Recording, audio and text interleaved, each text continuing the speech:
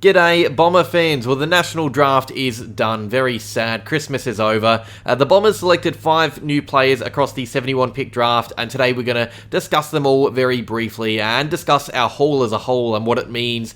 Now, I'm going to be releasing profiles on all of these players in the coming days, over the weekend and next week, so subscribe to this channel to stay tuned to that and to hear more about them in longer videos. But today, let's just get right into these, I guess, mini profiles for now. Well, our first selection, and this one I'm really going to just breeze through because we've spoken about this guy a lot already, but Zak Kako. We matched a Richmond bid on Zak Kako at pick 13, bringing in the small forward to our list through NGA rules that luckily only changed this year. It's a fantastic get. We pick up a top 15 player, to some a top 10 player in a very good draft, and we were also able to get a future first for next year's draft in the process. Great business by Rosa. Some have criticised it. I doubt Mick Ablett will be watching this, but some experts just need to do a little bit more homework before they speak on national TV, I think. Kako comes into our team. It was always going to happen, but now it's official, so we can really start to get excited. Great start to the draft. We weren't too active on night 1, but getting Kako gave us a chance to attack other areas of the ground on night 2. West Aussie product Kayle Gerreyn was taken by Essendon at pick 37. We were always going to go with a key position player early after that Kako bid, and ideally we had looks at Tom Sims or Job Shanahan or James Barat. Those guys were taken early, so we ended up going for a ruck forward, Kayle Gerreyn. I ranked him at 39 on my personal power rankings, but others had him much higher. Some, I think, had him in around the 20 mark. So if anything, I was probably an outlier with my personal ranking, if that's anything to go by. So Gerreyn is a really mobile and athletic forward who became a ruck because of a growth spurt. It means he's a little bit raw in his ruck craft, but that's not an issue. I think he probably plays mostly as that forward who can pinch hit in the ruck. So what should we be keen for here? He's a really great athlete, mostly on ground level, funnily enough. He's very strong and a good contested mark thanks to his strength and contact work, but I prefer him on ground level. He's that second effort ruck who chases a bubbling ball, and he's really good below his knees. He's really agile, and something you guys will like, he is a very good kick of the footy. He can clear 50 with ease. He can kick on both feet as well. You'll see it a lot, and he's a pretty reliable set shot. I actually remember seeing him early in champs. This is when I first noticed him, and he took a mark about 50 metres out on the boundary line, and he just went back with confidence for a shot on goal. I don't even remember if he kicked the goal, but it was that attitude towards his goal kicking that stood out to me. He's a really good and penetrating kick of the pill. This isn't your typical ruck or key forward. He's got points of difference that make him really hard to read and hard to know how good he's going to be. I'm not 100% sold on him. I think time will tell. I'm not as confident as that we got a player as I am with Kako and Angus Clarke, who I'll talk about in a second. But I like this as a risk, especially because we already have Harry Jones and Nate Caddy to see grow in that forward line. So Gerreyn can learn under Langford to develop his forward craft, and more importantly, Goldstein to develop his ruck craft.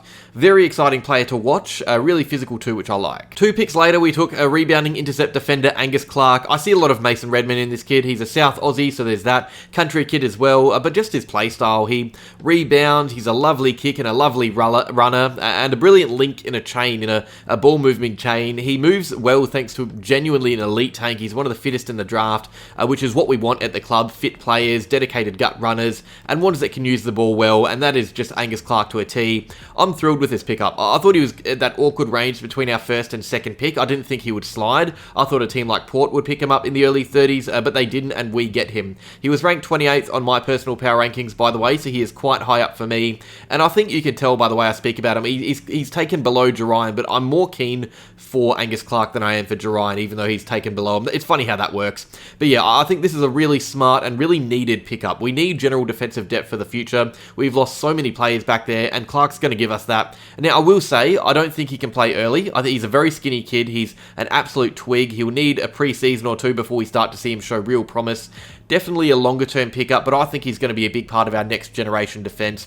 I'm keen to see how Hayes, Roberts, and now Clarke all work together. For me, this is a really good pickup. With pick 61, we took Rhys Unwin. He is one of the fastest players in the draft. He's a small forward who can play midfield, so there's that. I think really here it's all about speed. He genuinely is probably going to be the fastest player on our list next year. I think he'd be quicker than Kako. So it's all about harnessing that speed and improving his weaknesses to make him a better player.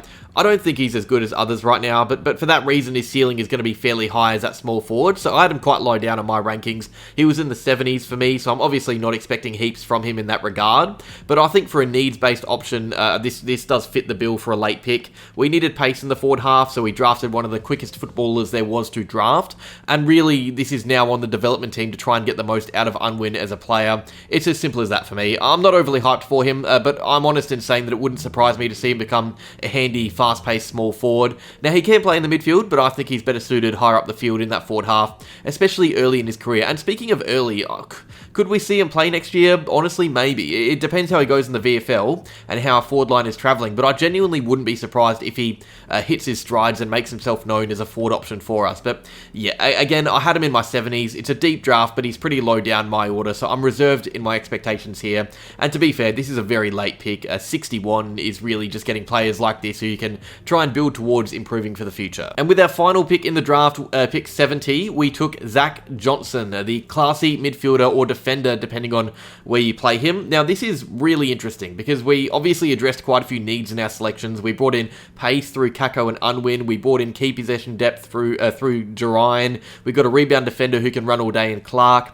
These are positions and needs that I said we would fill, and I honestly didn't think we would pick a fifth player. I thought we would pass this, but we selected Zak Johnson, the Northern Knights Best and Fairest winner, and honestly, I like it. I had him at 55 on my power rankings. I remember I talked about the midfielders in my midfielder video, and then I did a deep dive on Johnson because of that Best and Fairest win, and I thought, I actually prefer him over some of the guys that I already spoke of.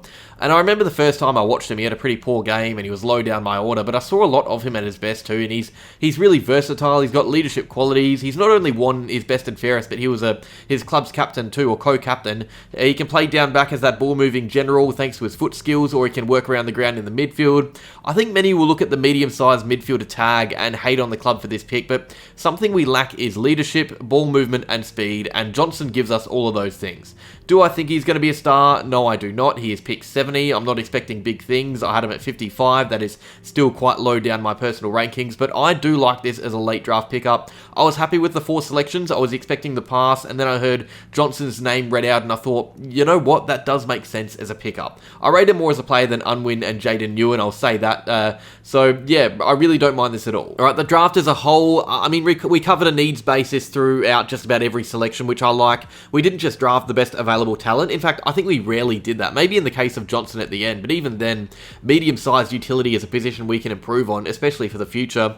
I look at what this haul gives us as a team. It's not the most exciting draft haul ever. It's not Richmond, I'll say that. It could definitely have been better, but for where the club is at in this little period of feeling out where we belong on the ladder with this core, I think it makes perfect sense to be drafting the guys we did, while also loading up on picks for next year in the process. We now have 4 picks in the first 2 rounds next season, and depending on where we finish, we could take them to the draft or use them as trades. But I think the fact that we've been happy to bring in some longer-term project players shows that we're all about testing out this current core list of younger players that we had before this draft, and then seeing how far we can go from there with the next crop of guys below them, depending on where we're at as a team. And this draft kind of cements that feeling for me. We could have taken mature ages or ready-made bodies for the now, but how would that hold up in the future? So it would be better for 2025, but I personally like the fact that we took Angus Clarke and we didn't waste heaps of picks to get high selections in that first round. We saw how much it would have cost us to do that. If I had to grade us, I mean, C+, B- maybe. Kako and Clarke are the only top 35 players in my own personal ranking, and we only had 3 in the top 50. But even the ones outside are guys that I wouldn't be surprised to see develop into handy players. Really, this is very much a time will tell draft haul, and that's exciting. I like that. Let me know what you think down below. I don't mind it. I think we've done fairly well, all things considered. Well, that is that. Again, remember to stay tuned to the channel in the coming days for a player profile videos on all these guys, starting with Gerreyn and ending with Johnson. Plenty to come, and even some more list changes to come tonight with the rookie draft. Will we welcome Jaden Newen to the club, or do we have a trick up our sleeves? That's all for now, though. I'll talk about that tomorrow. Like, subscribe, and go Bombers.